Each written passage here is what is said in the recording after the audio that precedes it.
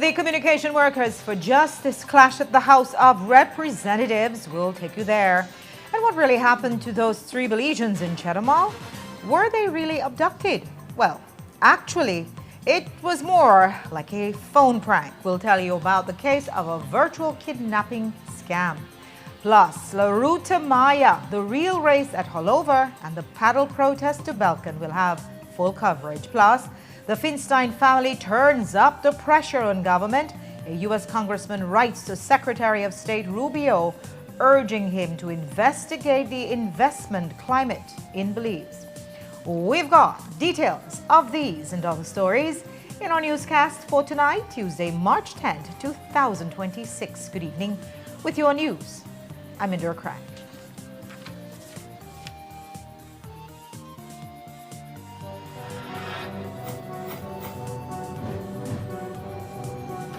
Please, you're watching the Nation Station, Channel 7.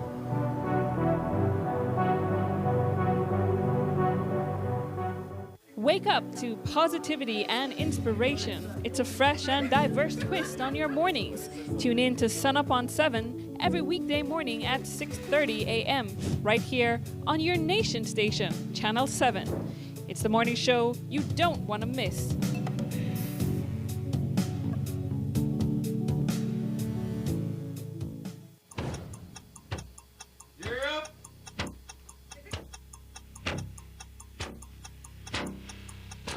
These charter means aren't We're navigating along the coastline. This morning, the 2023 in the... Good evening. Good evening. I'm Sheree Kelso, and here's what's ahead for you on 7 News tonight. We've got details of these and other stories in our newscast for tonight. Good evening. With your news, I'm Indra Crack. Please, you're watching the Nation Station, Channel 7.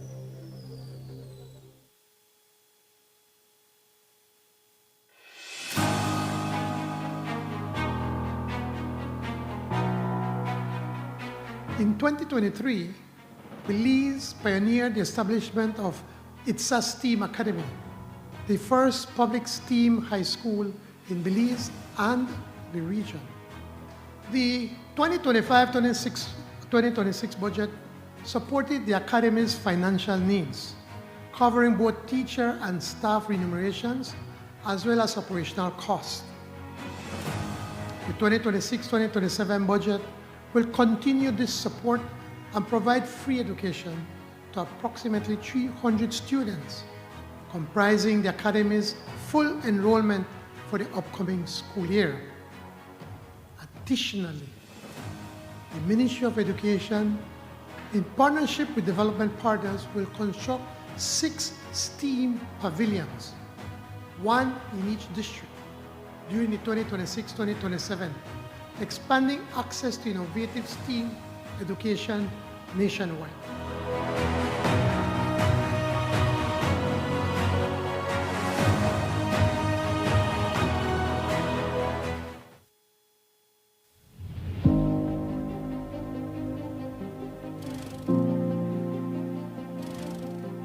This building has been here since 1952. And over the years, it has been dilapidated with rats, with infestations of other insects. So we are happy that, today is a momentous day for us.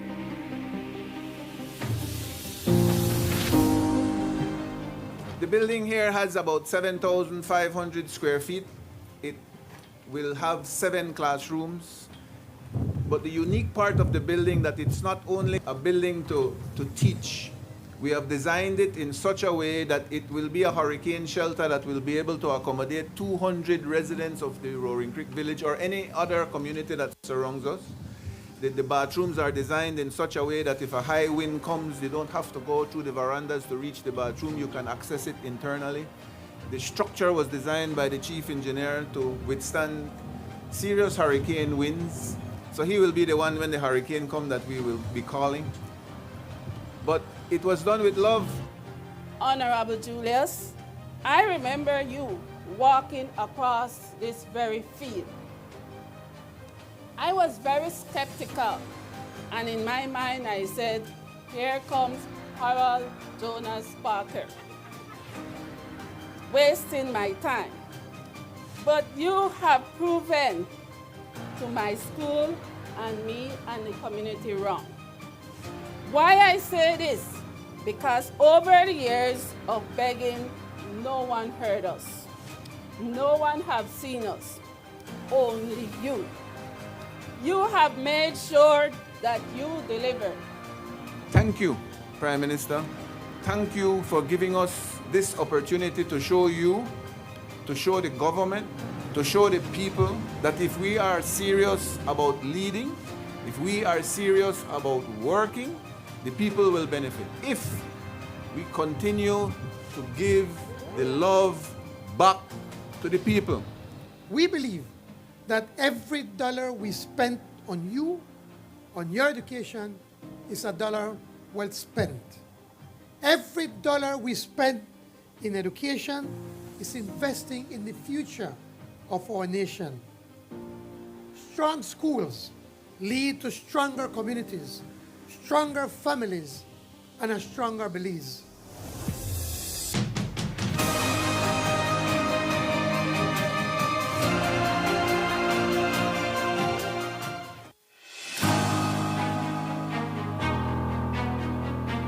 Internet access will be expanded across 283 schools, from preschools to tertiary institutions, benefiting over 78,000 students and more than 4,500 teachers. In 2025-2026, the National Health Start Feeding Program reached 15,850 students across 56 primary and 22 secondary schools, with an annual investment of approximately $8 million. In 2026-2027, this program will expand to benefit around 20,000 primary and secondary students, with a total investment of approximately $10 million, reinforcing the government's commitment to healthy, well-nourished students ready to learn.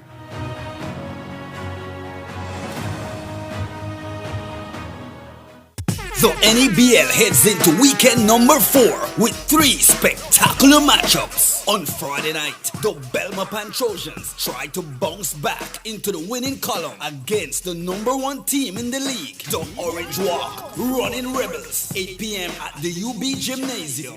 Then on Saturday night, a big showdown of the ballers as the high-flying Cayo Western Ballers is locked and ready to crush the powerful and tall Dangriga Dream Ballers, 8 p.m. at the Victor Galvez Stadium. And in Corozal, Spartans! The Corozal Spartans look to turn their season around with their first win against the Biting Tiger Sharks from San Pedro in their first home opener, 8 p.m. at the Andre Campos Civic Center. Live performance by the NABL girls, plus surprise guest artists, giveaways at all games, and at halftime, the big National Sports Council $5,000 shooting challenge. So make this weekend an NABL weekend, sponsored by the Government of Belize. This newscast is brought to you by Cellular World, your authorized Samsung distributor. At Cellular World, we believe technology shouldn't just be functional. It should make your home uniquely yours. Design your smart home with the full range of Samsung appliances and TVs. Equip your kitchen with smart and stylish fridges, advanced microwaves, and whisper-quiet dishwashers, bringing smart living to the heart of your home. Make daily tasks simple with efficient smart washers, powerful dryers, or an all-in-one laundry hub that adapts to your lifestyle. Experience true-to-life colors and spot-on sound with the Samsung Q LED Smart TV. Connect all your spaces instantly with the Smart Thing app for seamless control wherever you go. Get all your Samsung products today with the peace of mind that only the 1-year warranty from the authorized distributor can give you. So stop by your favorite location and start designing your smart home today. Only at Cellular World.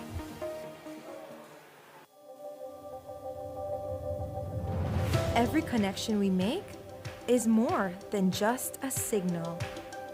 It's a student unlocking a future through digital education. A young mind daring to dream bigger. Our culture shared with the world in real time. And everyday heroes answering the call of civic duty. When we connect with Digi, we empower beliefs.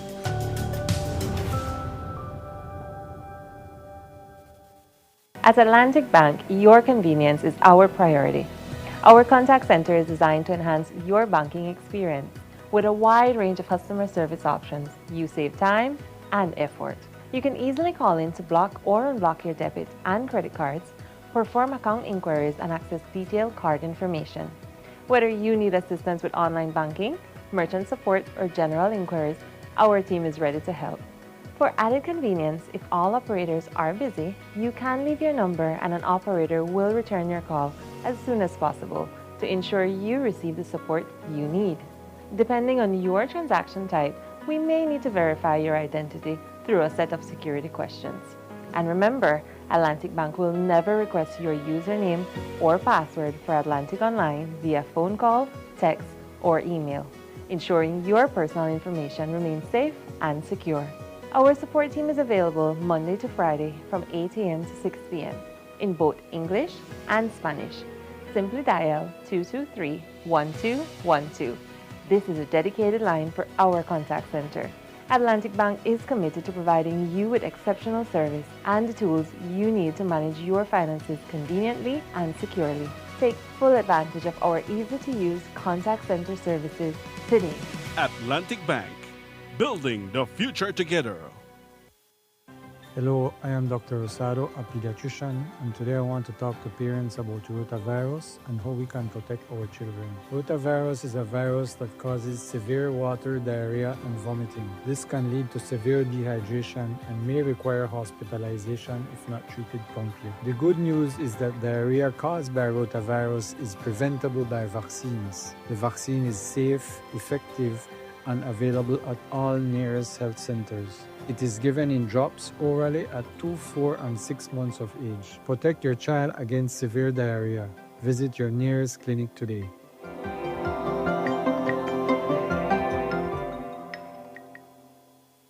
Imagine, a ref calls a technical on LeBron, ejects him, then walks to the bench, puts on a jersey, and checks into the game to take LeBron's place.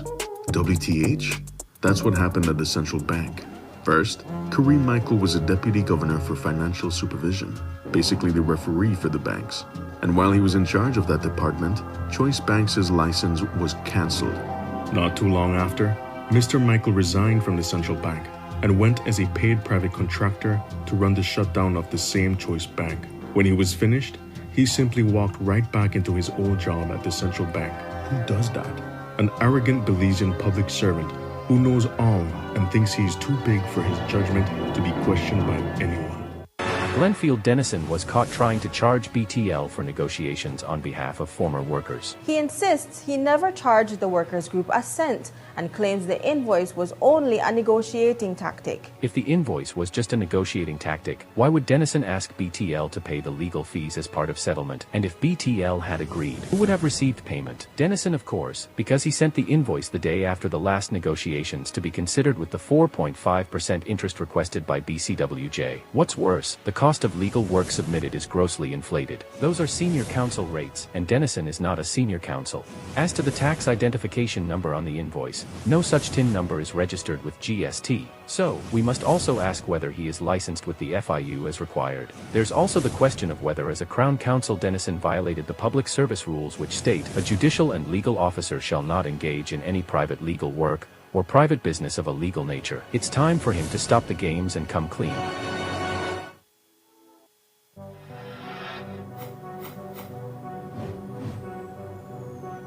Please, you're watching the Nation Station, Channel 7.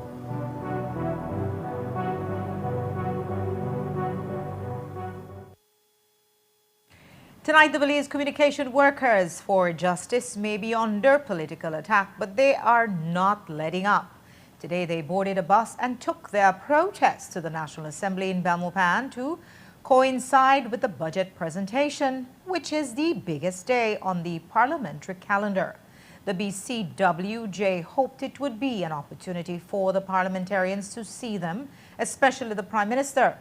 And while the BCWJ's protest remains peaceful, they say they're not going back to BTL, so the PM's intervention is needed. Courtney Menzies was on the ground today and has this story.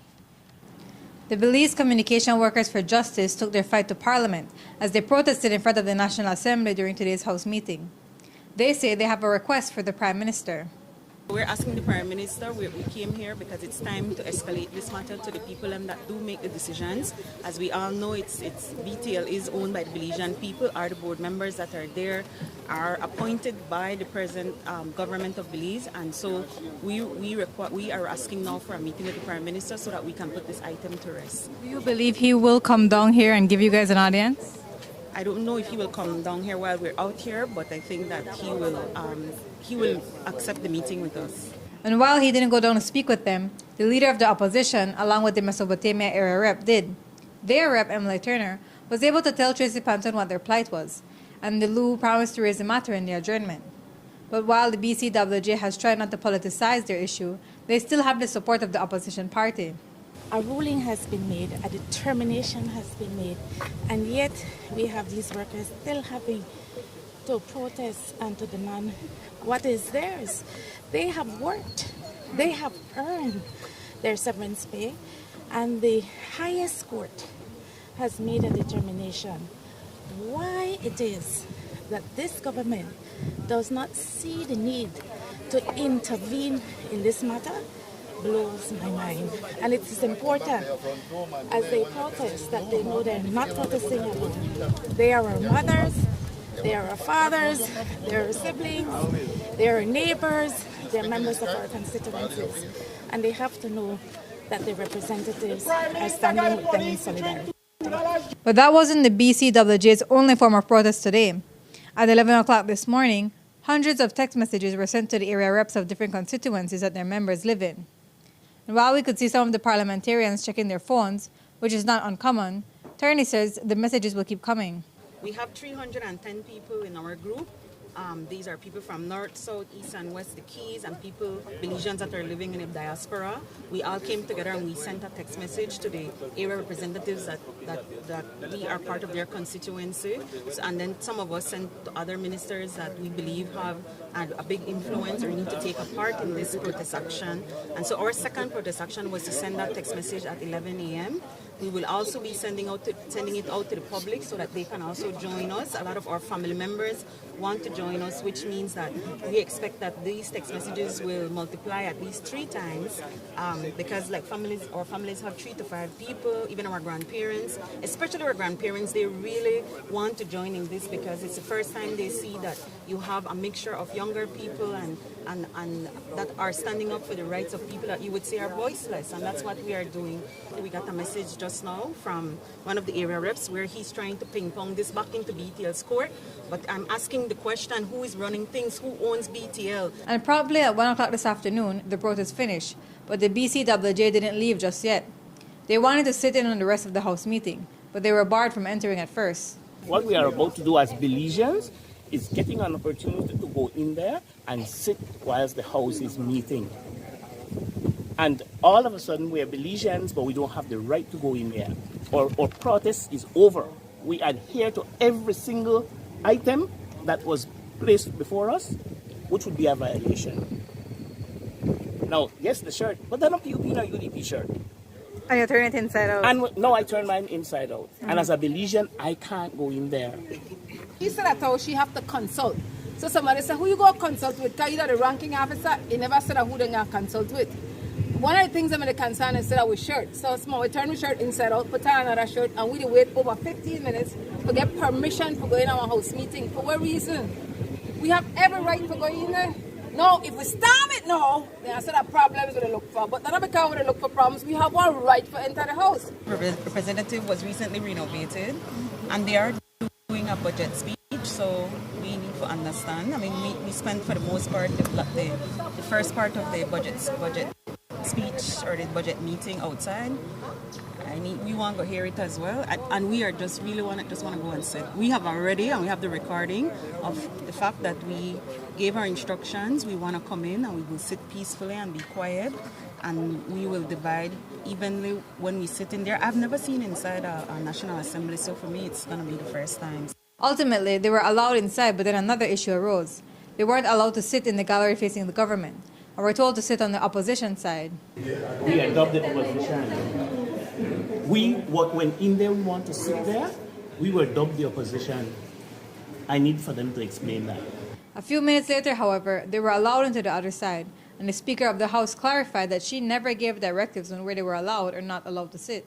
And while the BCWJ members had to return home shortly after, they say they'll be back at it soon.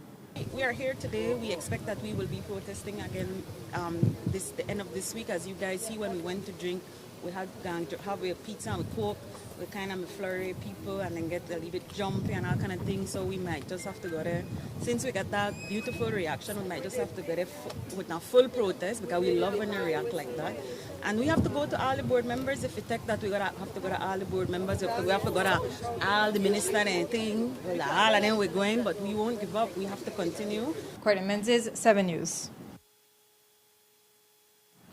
And as promised, the leader of the opposition highlighted their plight and put it on record in Parliament.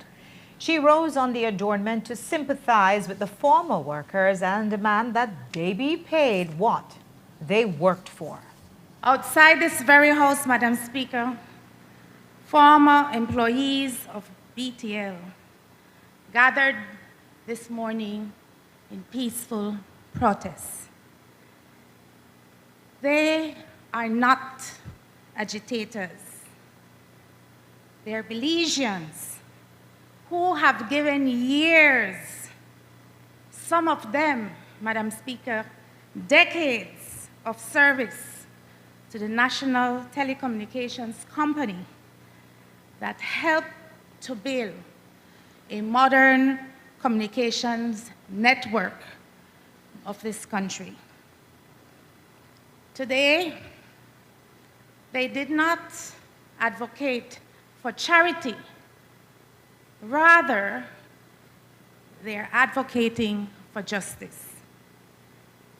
They stand because they're owed their full severance payments, together with the 6% interest that was recognized as part of their entitlement.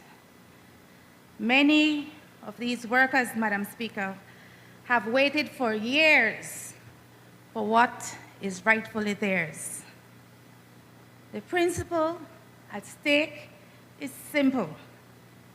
When Belizeans work and earn a benefit under the law, the benefit must be honored. A government that stands for workers cannot remain silent while former employees are forced to protest outside the very institution that they help to build. Many of them, Madam Speaker, continue to suffer in silence. But still, they need their voices to be heard. But the Public Utilities Minister, Michel Shabat, came prepared to respond, although his rebuttal sounded more like a corporate press release. He reiterated the chain of events from the CCJ case, stating that those claimants have already been paid what the court ruled, and repeating BTL's own statements that the company is already paying more than what it believes it should, since they've done away with the 6-year limitation period. But before he could get into it, sparks flew across the floor between Shabat and the Mesopotamia area rep. Here's how that went. We are all agreed that they must be paid their severance. We hear them, Madam Speaker. and we support their right to be paid their severance. As a matter of fact, Madam Speaker, this is the party and the government of workers of this country. This is the government that just passed the OSH Act to protect the workers of this country. So, where were they for the past 13 years? How long was that bill in draft and they never brought it to the House to be passed to support the workers of this country, Madam Speaker? And let us recall who advised... Point of order. This has nothing to do with the BTL thing with the OSH bill, Madam Speaker. So, Madam if you do Speaker, for one, you with need all to do due for the other respect, one. they cannot constrain my response. They have asked a Well, question. how they constrain my They one? have raised a matter and I'm going to Well, how respond, they Madam constrain Speaker. my one and they can't constrain I am your going to one? respond. You can't tell me how I'm going to Well, respond. I'm putting a point of You order. cannot tell me how I'm... Members, you have to allow the chair. Member, I ask you to please take a seat. I only ask that, yes, you have point of orders, you stand, but then you have to allow the chairman. You can't take over my role too. Continue with your contribution specific to the matter of national concern. Thank you, Madam Speaker. And negotiations with BTL regarding severance payments to BTL's former employees who meet the requirement under Section 183 of the Labor Act for severance payments. Later on in the news, we'll have more from the House, including the budget presentation. And we'll take a break now, but there's much more news ahead, including the real story of what happened to those Belizeans allegedly abducted in Cheddar Mall. And La Ruta Maya, the real race or the protest paddle? Belkan or Hullover? Which was your preference? We'll take you to both finish lines. Don't go away.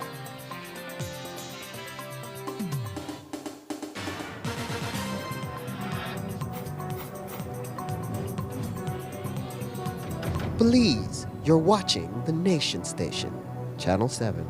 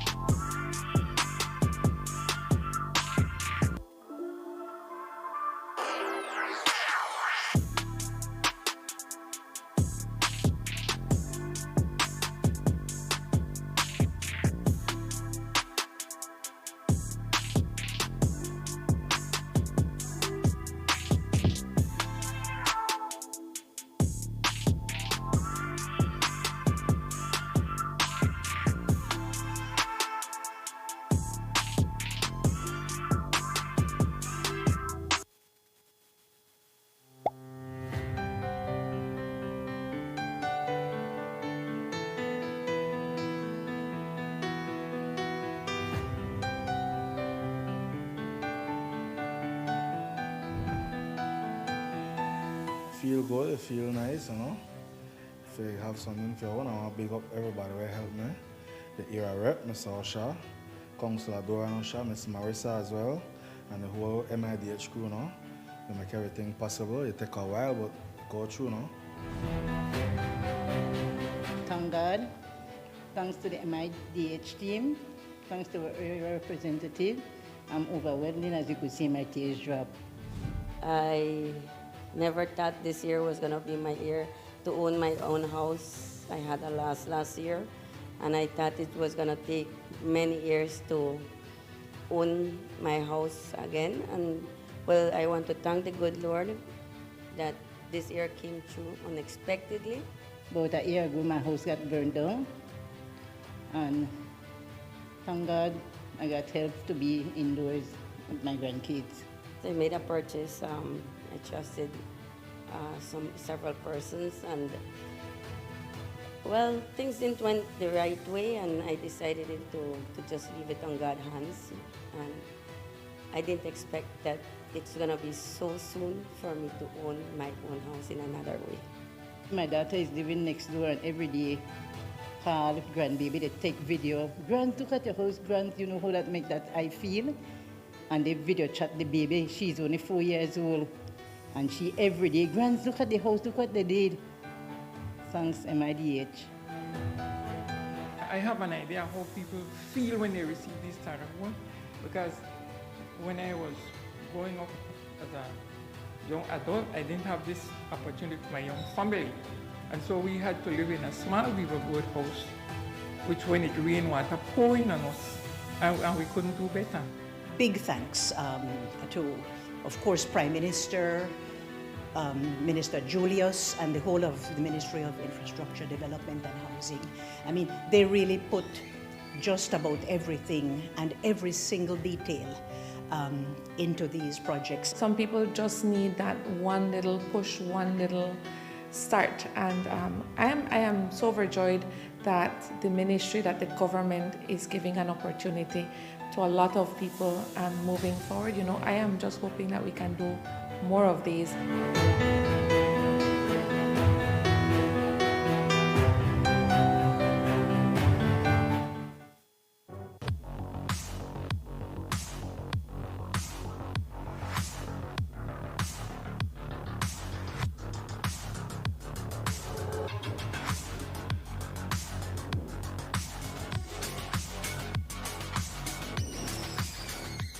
Get your body sculpted with gym equipment and accessories from Benny's. Quality and savings.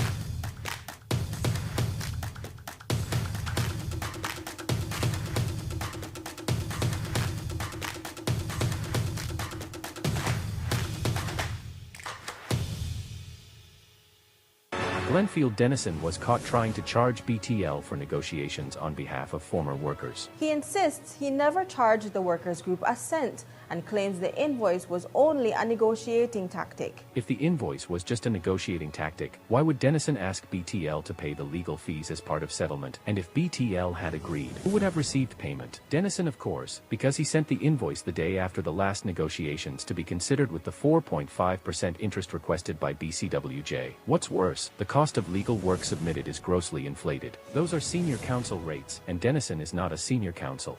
As to the tax identification number on the invoice, no such TIN number is registered with GST, so we must also ask whether he is licensed with the FIU as required. There's also the question of whether as a Crown Counsel Dennison violated the public service rules which state a judicial and legal officer shall not engage in any private legal work or private business of a legal nature. It's time for him to stop the games and come clean.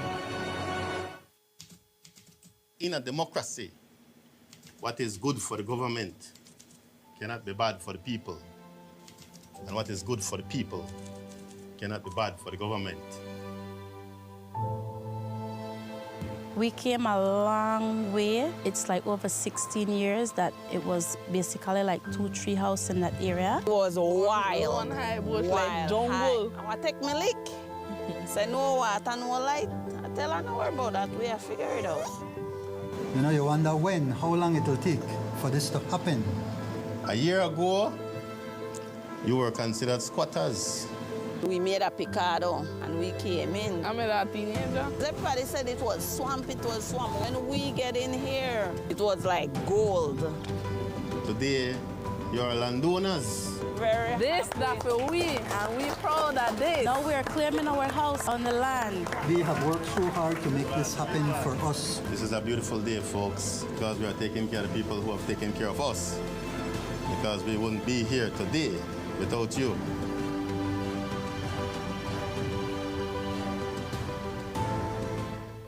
Imagine, a ref calls a technical on LeBron, ejects him, then walks to the bench, puts on a jersey, and checks into the game to take LeBron's place. WTH?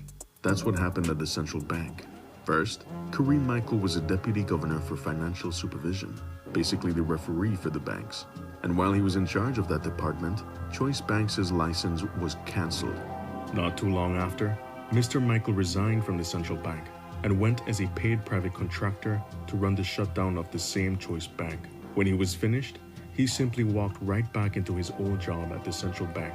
who does that?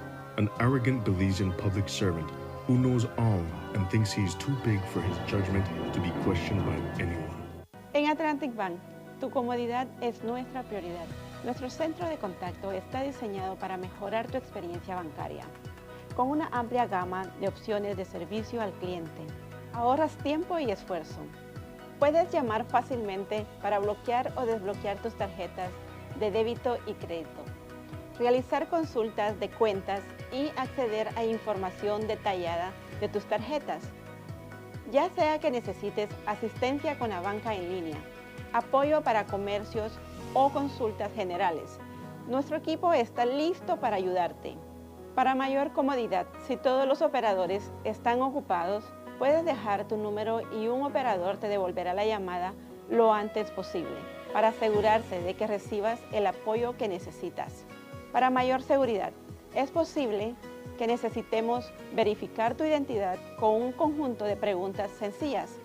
Recuerda, Atlantic Bank nunca solicitará tu nombre de tu usuario ni contraseña de Atlantic Online por llamada telefónica, mensaje de texto o correo electrónico, asegurando que tu información personal permanezca segura y protegida. Nuestro equipo de apoyo está disponible de lunes a viernes, de 8 a.m. a 6 p.m., en inglés y en español. Simplemente marca al 223-1212. Esta es la línea dedicada para nuestro centro de contacto. Atlantic Bank se compromete a brindarte un servicio excepcional y las herramientas que necesitas para administrar tus finanzas de manera conveniente y segura. Aprovecha al máximo nuestro servicio del centro de contacto. Atlantic Bank, building the future together.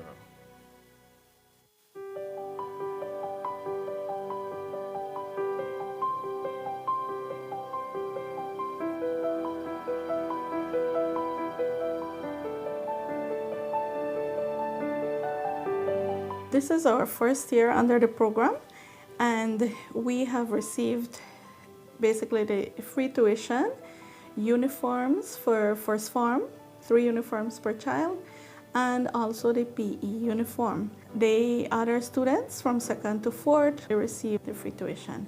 As students, now we feel much more better that we know that there's someone that's thinking about us, right? That they want to see us do better, and so they're giving us resources to pursue whatever we want to pursue. Yes, I do feel more excited about school as it has been more easier to focus in classes. I'm more at ease during my study time, during pre-test or everything. It's easier to actually get things done. These kinds of projects will only try to improve and better these chances of the students to be productive citizens of Belize. We are the future of Belize, and empowering youths is what we need most right now, having faith in them.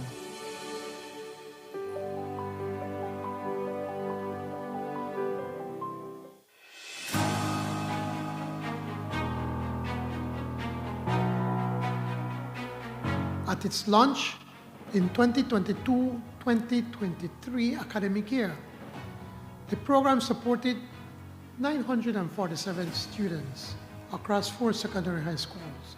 And I think we started off in the south side of Belize City. In the 2026-2027 fiscal period, the Education Upliftment Project will expand to 27 secondary schools, reaching over 40,000 students. These numbers indicate an increase of more than 13,000 beneficiaries, representing growth of over 1,000% in less than 4 years. In 2026-2027, 100% of students enrolled in government secondary schools nationwide will attend school for free. Over 60% of all secondary school students in Belize, 60% of all students in Belize will benefit from free education, providing significant financial relief to more than 8,500 families.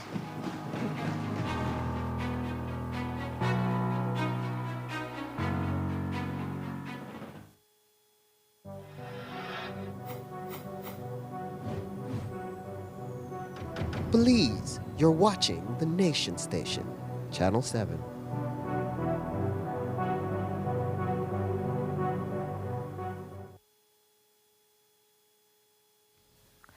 Social media lit up last night when news went out that 3 Belizean youths had been abducted in Chatham Mall after they hopped into an Uber.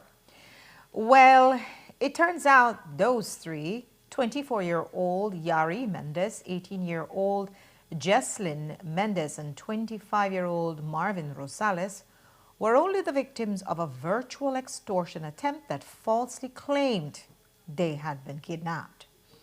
They are safe at home tonight after being reunited with their families after midnight.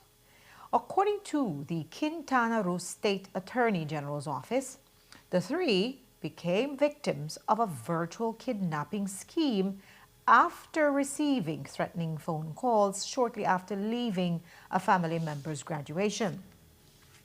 The scammers demanded 350,000 Mexican pesos, the equivalent of 440,000 Belize dollars, for their supposed release, claiming an armed group had intercepted them. Investigators later determined the criminals had cloned the daughter's WhatsApp account, allowing them to communicate with her father from another device and make the situation appear real. The suspects also remotely forced the youths to take photos and then send the images to the family to support the false kidnapping claim. Authorities managed to contact the father around midnight and informed him that it was a virtual extortion attempt, advising him to stop communicating with the suspects and not to send any money. A search operation was then launched, and the 3 Belizeans were subsequently located safe. The Attorney General's office in Mexico is urging the public not to respond to suspicious calls demanding money for the release of relatives and to immediately contact authorities if they believe that they are being targeted by a virtual kidnapping scam. A stabbing incident claimed the life of 29-year-old Private Rahid Flowers hours after he had marched for Heroes and Benefactors Day along with his fellow soldiers as part of the BDF band. Today we gathered more details on what his life was like in the service as a soldier and a trombone player. Jo Marie Lanza has this story. Private Rahid Flowers had just solidified his career as a soldier and a member of the Belize Defense Force marching band a week ago, having served 8 years within the force. But all those dreams and ambitions of his were lost to a fatal stabbing last night while socializing near the home of a relative. On Monday, police responded to the report of a stabbing at Gladden Street in Belize City. Upon arrival, received information that a male person had been stabbed. He was identified as Rahid Flowers, a BDF soldier. Information is that Flowers was at a yard at Gladden Street when there was a fight and a male person inflicted a stab wound to him. He was taken for treatment where he succumbed to his injuries. We are looking for one suspect in regards to this stabbing incident. Would you be able to say if alcohol may have been a factor in this stabbing? Yes, the information is that they had been drinking. The area is being checked this morning to see if we can get any video footage in the area. His band leader spoke very positively about his former trombone player and his musical ability. Like any other young Belizean today, uncertain, really, do I want to wear the uniform? Because it's one, like the motto of the present Belize Defense Force band is military attitude and musical skill. When you have to put on a uniform, you don a uniform, and you conform to military discipline. That comes first and foremost. And then you pick up your instrument and play. He was able to say that I want to do that. And he did it. And so over that time, he evolved. And he also used to play with the Imperial Band as a civilian band too.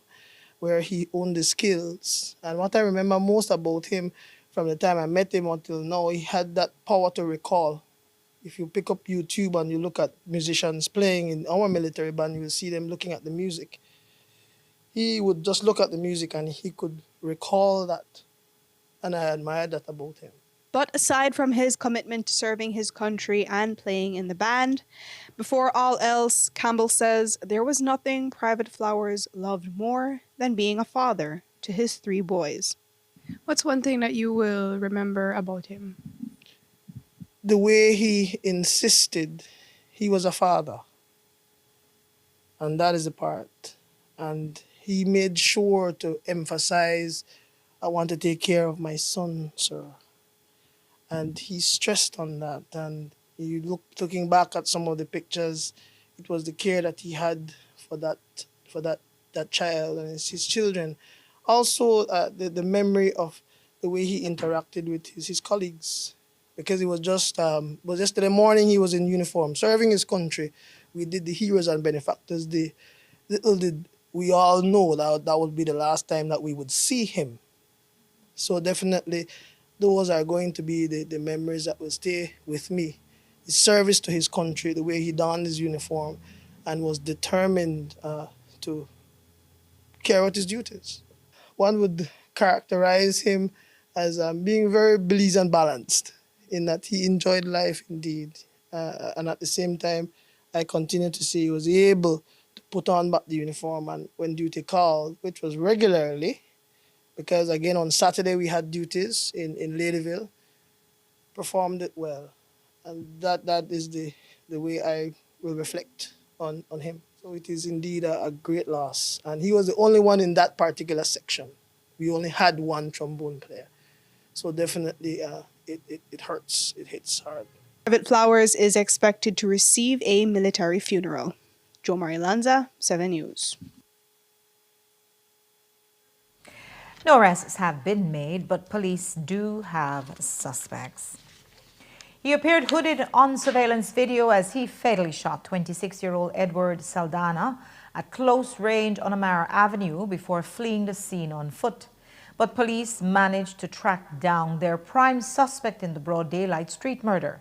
ASP Gilberto Romero gave us more details on Sambula's arrest today. In reference to the murder of Edward Saldana that occurred on Thursday in Belize City, we have arrested and charged Paul Sambula for the crime of murder. Is Sambula known to police? Yes, he's known. Is he known due to gang-related affiliation? Yeah, he's from that area of Belize City, George Street. That the murder was gang-related, or is it personal?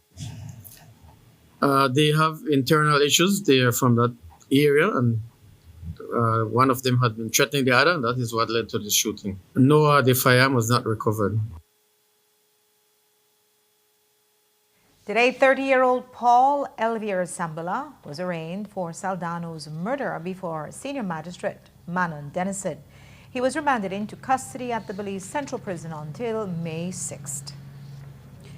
This year's La Ruta Maya may have been the most anticipated in years, but that wasn't so much because of the competition between the paddlers, but because of the huge national controversy preceding the event.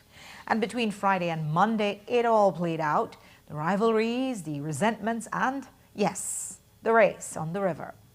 At the end of 4 days and 170 miles paddled, the 29th La Ruta Maya Belize River Challenge ended in competition and controversy, but also with a patriotic flourish. We were there for all of it, but we start at the official finish line where Jaleesa Roberts was stationed. After 3 days, the Belikin La Ruta Maya Belize River Challenge approached its final day, leaving Burrelboom Village and heading to the Grand Resort and residences at the Hallover Bridge. There was great controversy leading up to this year's race, with spectators and management unsure of what the closing stretch would look like. Team Packed on Track completed the final stage in 1 hour, 57 minutes and 29 seconds, comfortably ahead of second-place finisher Riverside Boys. Packed on Track was able to maintain their lead through all 4 stages. In total, They separated themselves from their competition with a more than 9-minute total race lead over the second-place winners, Riverside Boys. Team manager Francis Usher said that since October of last year, the team has been working. I feel a great sense of pride, Jaliza, because the guys have been working hard for months and hard work pays off, and so I'm extremely proud of Amado, Christian, and Keo. For Pact, of course, they extended a lead from day one. I've been proud of them, but the hard work has paid off throughout. Likewise with Hot Mamas, they won the female category. They put more time in each day. They extended their lead by more. You know, last year we had great support as well, but we did not have the level of discipline that we had this year. And so I think the discipline paid off. I'm extremely proud of the guys. They dedicated their entire life surrounded Ruta Maya since October of last year. And so I'm extremely proud to see the hard work pay off. I'm extremely happy for the guys. Shout out to Amado. He's tied for the most Ruta Maya wins ever. Despite the small number of spectators at the Hallover, Pact arranged to have its fans out there in numbers. Executive Director Abel Castaneda explained that the decision to have the team in this year's race was motivated by their 30-year anniversary. We were confident from the beginning, but we are very happy, we're ecstatic that we were able to take the Kinichahau.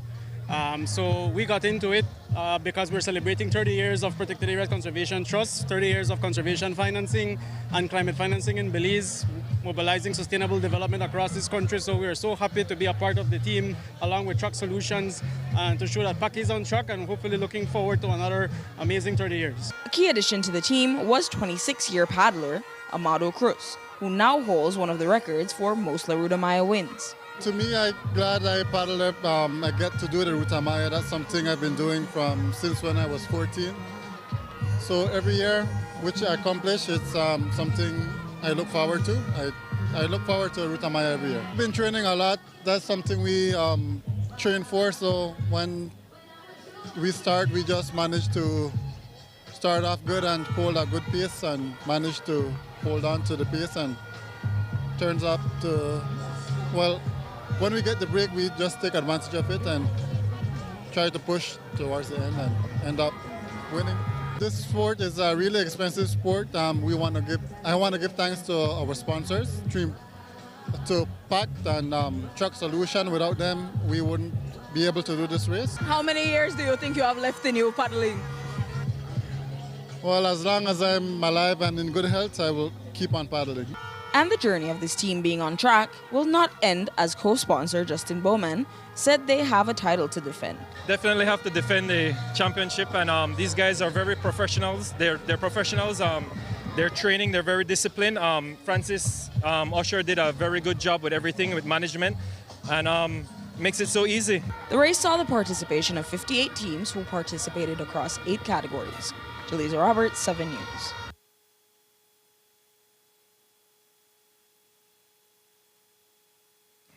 And for the first time in history, paddlers went against the norm and staged a protest paddle.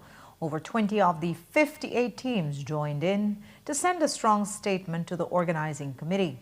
Our team was also there, and here's that story.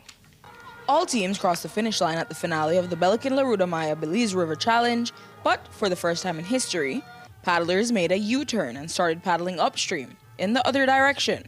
They did this as a protest against the race committee's decision to end the race at the Grand Resort and Residence, as opposed to the traditional Belkin Bridge. It was a sight to see as tired paddlers garnered enough strength to muscle through the Hallover Channel and complete their extended paddle. But this wasn't your ordinary paddle. They weren't racing. There was no competition. This was for the love of the sport, passion, and unity. The paddlers waited for each other along the way, and when they approached the Belkin, they attached Belize flags to their canoes. These teams put all they've been saying over the past 2 weeks and made it real in the river, where the patriotism, plus the feeling of community coming together, was palpable. Fans were at the Hallover and received them with spirited cheers and a feeling of pride.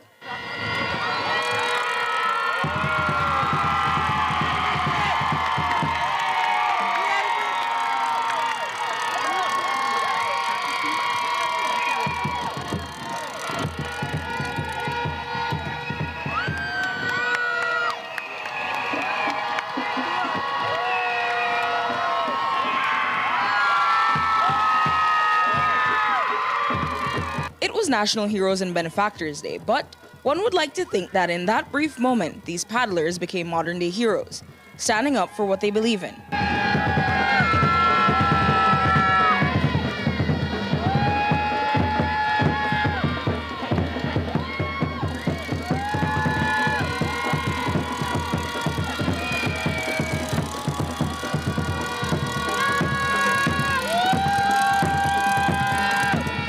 This was not planned. This happened in 2 days, where everybody just pulled together and said, you know what, well, if the paddlers are going to Belcon Bridge, we can't have an empty ground there for them. So a lot of people just came together and started donating this and saying they would do that. And this is what happens when the community gets together and stand as one. The Canoe Association also made a deft strategic partnership with CIB Brewery, which is Belcon's competition. Penner said that the display was evidence of what 2 days of mobilization and a fair amount of stubbornness can do. Penner believes this is step one of the change that's coming and says the Harrison family has made some promises to him. But they don't own the race in its entirety. We have been promised by the family, the Harrison family, which this whole thing will take a while, the transition will take a while, but I believe there will be a transition where the family will take over. We, the association, do not want to run La Ruta Maya. We are not here to run La Ruta Maya. We have the umbrellas under which the Ruta Maya can fit. It would be a perfect fit. We are the association, the federation registered in Belize. We are officially, legally representing all our members who are the paddlers. We have COPAC, which is the regional body, which is all the Americans, and we have the ICF. So if done properly and the Ruta Maya gets sanctioned, just simply sanctioned by the association, that gives the race, all the fans, all the paddlers, everybody in the world that want to come and do this race, that opens the door where La Ruta Maya can become an official ICF sanctioned race, that this could become a world event. So all the entities, all the bylaws, all the safety precautions that we have to take, everything is already there. The only thing that needs to happen is that the members or the Ruta Maya organizing committee gets under that umbrella, and then we can guide them to properly run it. The association clearly has a vision of where it wants to take the race and is pleading for a seat at the table. Longtime supporter Reynard Humphreys was able to pool monetary donations via a call for action on his Facebook page. He said that the message that they sent out was more like a call to action. Everybody who's been looking at the race could tell that, this isn't just about the ending. It's about years of abuse and stuff that these paddlers have been dealing with. And so it was easy to pull the funds together. We have so many people. I'm actually overwhelmed by the amount of support. And I'm extremely grateful that these people trust me to use their money to instrument change. So I'm happy with what I see out here. What's the total figures we're looking at? We have upwards of $2,000, but we're giving the first 20 paddlers, canoes, to come in, which I think is probably the widest distributed station prize ever. We're going to give $100 to each one of these canoes. We know that they're forfeiting probably their free meals and stuff, and my job is to use this to make sure that they're covered, and then the rest we're going to split it up and again use it to make change. I think it's more than just a race, and it's more than just Ruta Maya. I think it's a chance for Belizeans to see what happens when you stand up for something. And even though the winning team did not make their way to the Belkin, their team manager, Francis Usher, said that he supports the paddlers that chose the alternative option.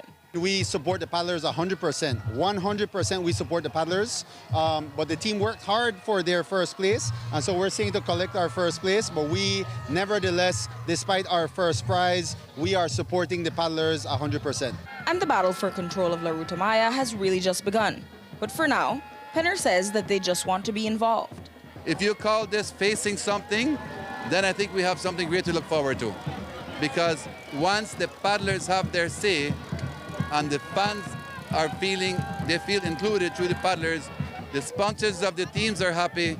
If this can happen in 2 days, imagine what can happen when the paddlers are properly consulted and all the sponsors are being given the opportunity to be involved in this big race. And finding that future balance between corporate interests and prioritizing paddlers will be a mighty challenge in the next few months, because while the last paddle strokes may be in, the fallout from this year's costly dispute is far from over. Jaliza Roberts, 7 News. We will be keeping a close eye on what comes next between negotiations and lawsuits. We'll take a break now, but there's much more ahead, including the Minister of Health and Wellness talking about the future of the Cuban Medical Brigade in Belize. Plus, we'll have a recap of the Prime Minister's 2026-2027 budget. Don't go away.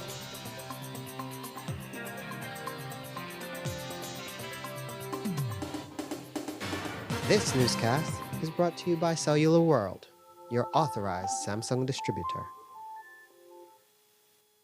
Champion security, champion security, champion security. Yeah.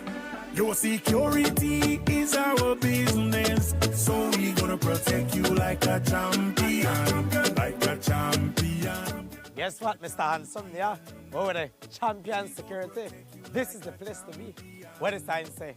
Champion Security. Here at Champion Security, we provide quality service. You know why? Such as triology lock, fire alarm, IP camera system, gate operator, biometric lock, and alarm system. Champion Security. Make a go check out where they go on inside of Champion Security. Boy, nice to meet you, my brother. Yes. Tell me a little bit more about Champion Security. Well, welcome, Mr. Hanson. Here at Champion Security, we offer fire system, alarm system, camera system, gate operator, access control, and also trilogy locks and magnetic locks. Everything you need to do with security systems for residential and businesses, you could find everything here at Champion Security. We also consist of 12 technicians, and we offer technical support 24 hours. So anything you need for your security systems, you could find everything here at Champion Security. Remember, guys, here at Champion Security, we live by our motto, where safety is our business. Give us a call now. Don't forget to check us on Facebook, Instagram, and all the social media platforms. And continue to shake it to the max all the way. Champion Security, the best place to be. We care for your safety. You want to rent it, it's not a problem. We got remote gate.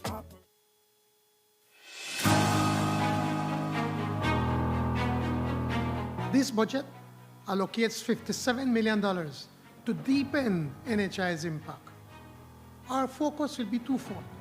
First, we're expanding NHI coverage to include the entire Kaya district. So we're finally offering services to 325,000 persons countrywide. Second, we are allocating significant resources to strengthen the supply side, because a promise of care is empty without the infrastructure to deliver it.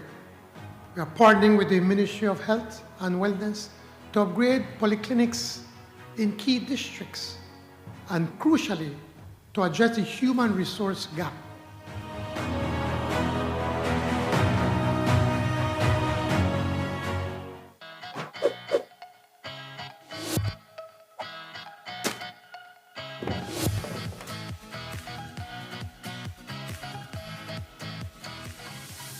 In the heart of Belize, a battle is being waged, not with weapons, but with choices. When waste is disposed of in unauthorized locations, in our forests, drains, and waterways, along our highways, and in vacant lots, this is illegal dumping. The consequences reach far beyond what we see. Toxic chemicals seep into our groundwater, threatening our drinking water. Disease-carrying mosquitoes breed in abandoned tires, and wildlife mistake our waste for food. For over a decade, the Department of Environment has worked tirelessly to clean up these sites. But they can't do it alone. They need your help, and now taking action is easier than ever. Download the ArcGIS Survey 123 app to your phone. You can report illegal dump sites. The app records the location, allows you to add photos. Simply open the app, allow location access, fill in basic details about the site, add a photo, and submit. Your report helps us protect our communities and natural resources. Every report matters. Every action counts. Stand proud in protecting our nation. Our Belize, our responsibility. Bini.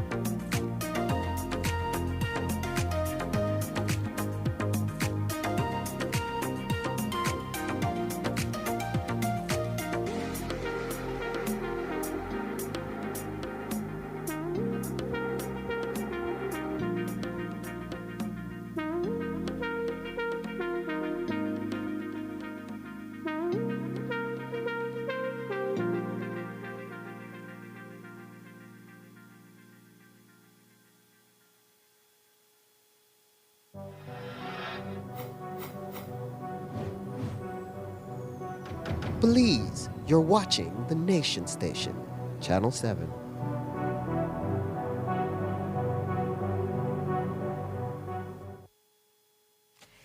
Tonight, the Finstein Group has seriously turned up the pressure on the government of Belize for its acquisition of State Bank Island. Their latest pressure tactic comes in the form of a letter from U.S. Congressman Brian J. Mast, who chairs the House Foreign Affairs Committee. He today wrote to U.S. Secretary of State Marco Rubio saying, quote, "Concerns have been raised with the committee regarding the state of rule of law in Belize and the potential implications for U.S. strategic interests, American investments, and the bilateral relationship. I would appreciate the State Department's assessment of recent investor disputes involving compulsory land acquisition to determine whether these issues warrant closer U.S. attention." Mast goes on to reference the State Bank issue directly, saying, quote, "I would like to understand the department's current assessment of whether these issues pose a systemic risk to American investors and businesses operating in Belize." He requests Secretary Rubio have the Department of State, quote, "assess the current state of rule of law, judicial independence, and property rights protections in Belize." The Finstein family, from whom State Bank was acquired, put out a release welcoming the letter, saying, "The letter sends a clear signal to the government of Belize and the Atlantic Bank that these matters are now the subject of high-level U.S. scrutiny." A direct quote from ousted developer Mike Finstein says, quote, "This is now a matter of U.S. congressional oversight. The government of Belize and the Atlantic Bank must understand that the consequences of ignoring these concerns will not be confined to one family or one project." We reached out to the Minister of Foreign Affairs, Francis Fonseca, for comment, and he gave us only a preliminary response saying, quote, "Both the House Committee and the Department of State can be assured of Belize's full cooperation in any assessment of our investment climate and our commitment to judicial independence and the rule of law. We are very proud of our record in this regard. In terms of the State Bank project, it is well known that this is the subject of ongoing litigation in Belize. We are confident in our legal system, and respect for the rule of law and judicial independence require that these court proceedings will be allowed to follow their course. We regard these developments seriously and will respond to them through all relevant and available channels accordingly." End quote. Fonseca told us that his ministry will provide a more comprehensive response in the days ahead. And while we have to wait and see if that will bring down more pressure on Belize, there's already a lot to go around, and it has to do with the Cuban Brigade currently in Belize. 45 members of that brigade are doctors, and the question is whether they will be expelled. Today, the health minister said basically that's above his pay grade. I cannot respond in detail to what the Prime Minister said. I know that the Prime Minister also, as the leader of this government, has been having diplomatic discussions through the Ministry of Foreign Affairs. As far as I know, there are still discussions taking place, even today. Earlier this morning, my CEO and CEO Amalamai, and I believe the CEO from Immigration had a three-way discussion in terms of the next steps.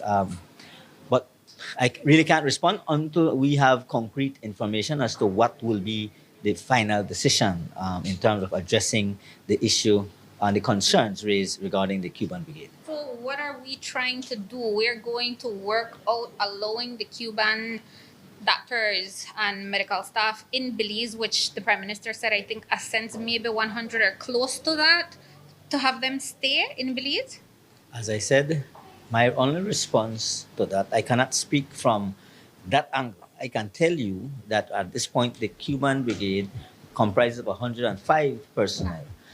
Out of that, 45 of them are specialized doctors in different areas of pediatric, neonatal doctors. You have OBGYN, another specialty, psychiatry, and all that.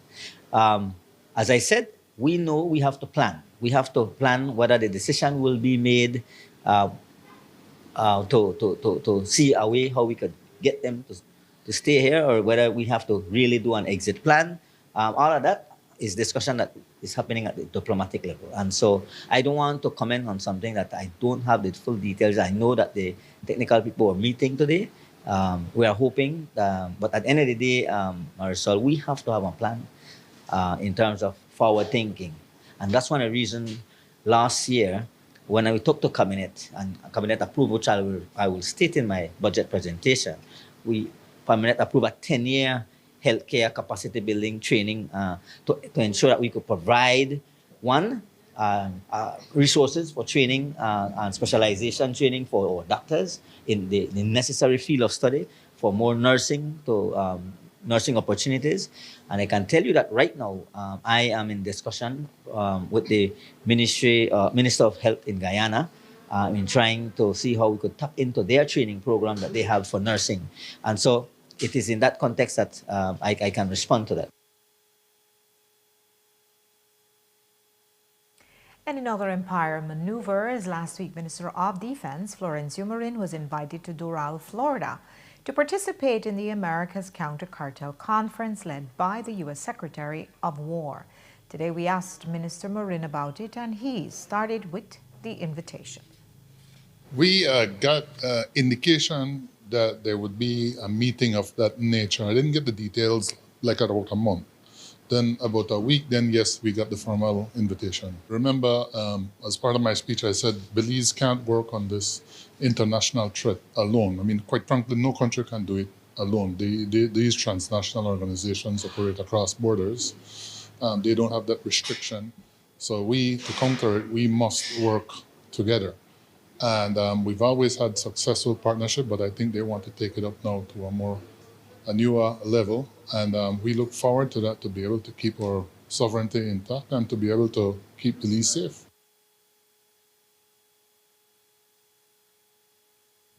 Marin is one of the 17 signatories to the Joint Security Declaration who signed on to, quote, join a coalition to combat narco-terrorism and other shared threats to the Western Hemisphere. The agreement also calls for, quote, whole of government efforts regarding border security, countering narco-terrorism and trafficking, securing critical infrastructure and other areas as mutually determined. We asked the Defense Minister whether it is possible that the U.S. could use the lethal force inside Belize to go after cartel operatives. We haven't thrashed out exactly how that will be formalized. There's a lot of discussions that needs to take place, So I mean, but whatever scourge we have in our society, I don't think we're at the level where we may need some lethal force against these criminal networks. So I don't think we're at that level, and I hope we don't reach that level at all. We also asked Marin about their regional dominance, which they have been flexing since President Trump took office. Today, Minister Marin said that CARICOM as a bloc must stand together. I think we've always known that Belize is a critical player in CARICOM. We've worked together with CARICOM, and well, the US are the dominant player within the region. So we don't see that really as any major issue for us. I mean, once we stick with our partner nations with CARICOM to work together as one group, I think we're okay. I mean, if you're saying that perhaps they're going to be able to force themselves on us, force some policies on us, well, really, no, I don't anticipate that.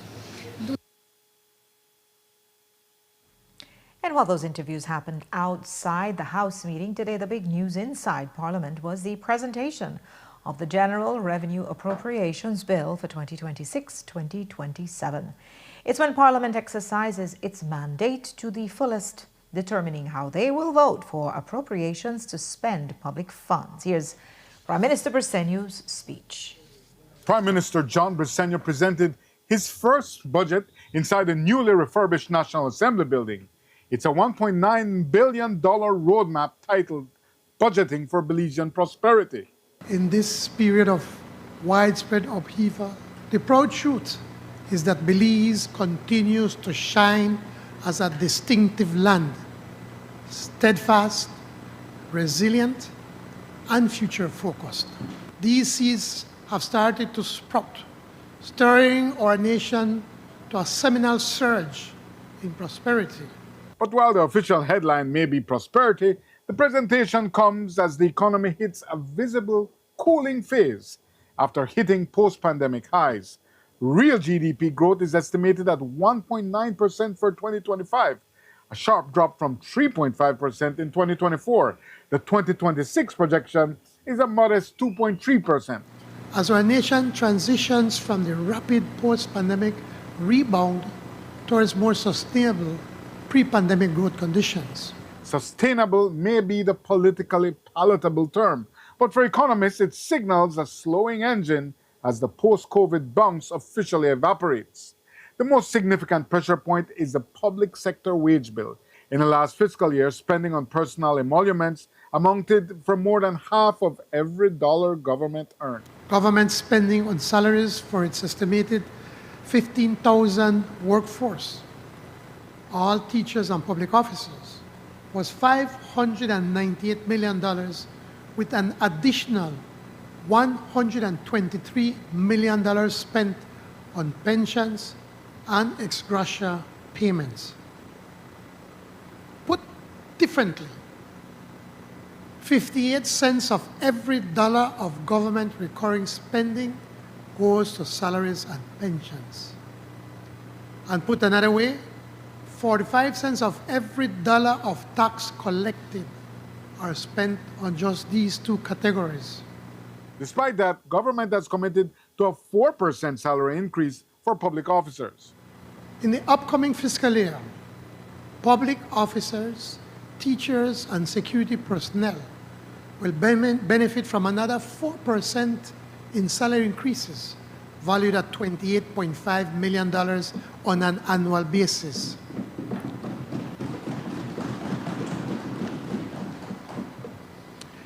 This will be in addition to last year's increase of 4.5%, or some $31.5 million. In total, government has pledged wage and pension increases valued at $78.7 million for this fiscal year. Surely an impressive adjustment by any measure.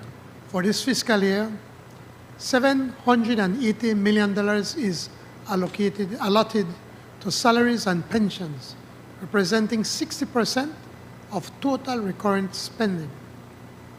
This total represents a net increase year on year of $82 million, or about 11.7%.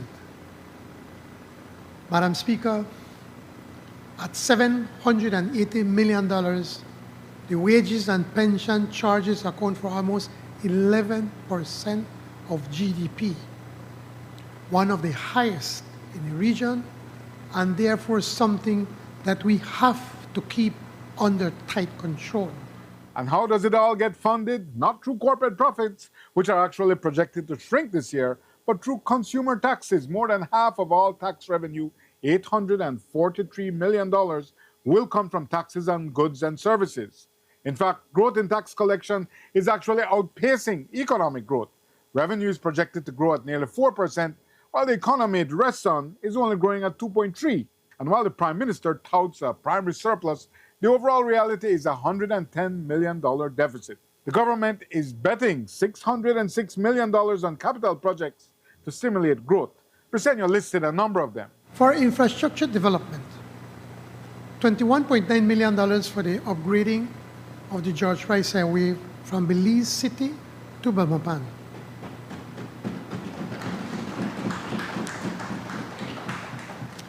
$8 million for the upgrading of the Philip Gorson Highway from Mile 8 to Mile 24.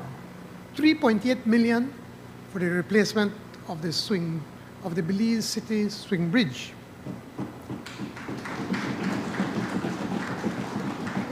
Yeah, the club, you know. It goes into Albert too. $3.8 million for the replacement of the Belcan Bridge. And in closing, the Prime Minister reached for a bridge to the future. Yes, we may stumble. The ascent of the greatest empires have not been without falter, but the Belizean spirit will never falter. We will prevail and we will thrive.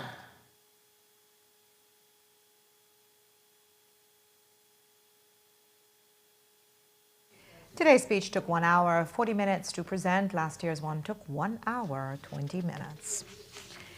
And in this new budget, the Health Ministry will be seeing an increase. Today, Minister Kevin Bernard gave a brief explanation of how that increase will be used. There's a lot, actually, and I know that if you've seen the budget numbers, you've seen that the Ministry of Health has again gotten an increase in its budget. And apart from that, the NHI adds on to that budget. So you're talking an entire investment of over $230 million in health. $180-something million alone is via the Ministry of Health. And of course, what we are looking at is improved delivery access. We're talking about digital transformation in health. We're talking about strengthening our human resource capacity, more training, as I said, in terms of getting our doctors specialized. And I want to thank all our health professionals. They are the ones who are the backbone of making the ministry work. And I think that it's investment in our people, investment in healthcare, investment in improving the delivery of services, investment in the pharmaceutical and medical supplies that are very much needed are things that we have in this budget. I will speak more of that in my presentation when the budget debate comes. And in other health news, former KHMH CEO Chandra Cancino left office in October of 2025. More than 4 months later, the post has still not been filled and the hospital has been acting without a CEO. But not for much longer. Today, the health minister said that the board will soon announce Cancino's replacement. I can tell you that I am told by the board, as I have shared with the previous media house, that I don't sit on any interviews. It's a board who manages KHMH, and I'm told that interviews were done and completed. I believe that Thursday they will make the announcement. There were 5 candidates who applied. 2 internal candidates, and I understand 3 from the outside. And so those interviews were conducted successfully, and I understand that by Thursday they should be releasing who the successful applicant is.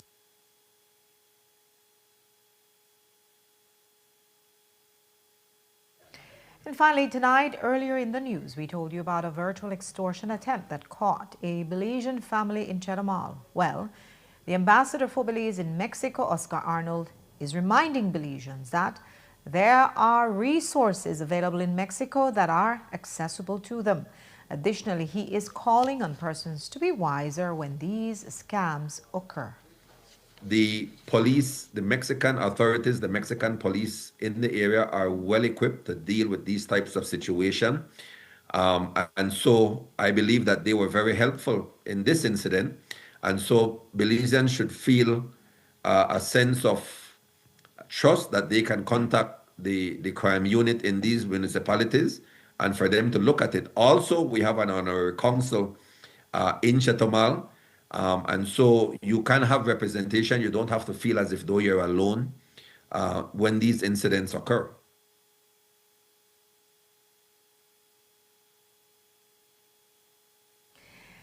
And that's it for Newscast tonight. We close with footage of yesterday's traditional laying of the wreath at the Baron Bliss grave. Do enjoy and join me back here tomorrow at 6. Have a great night.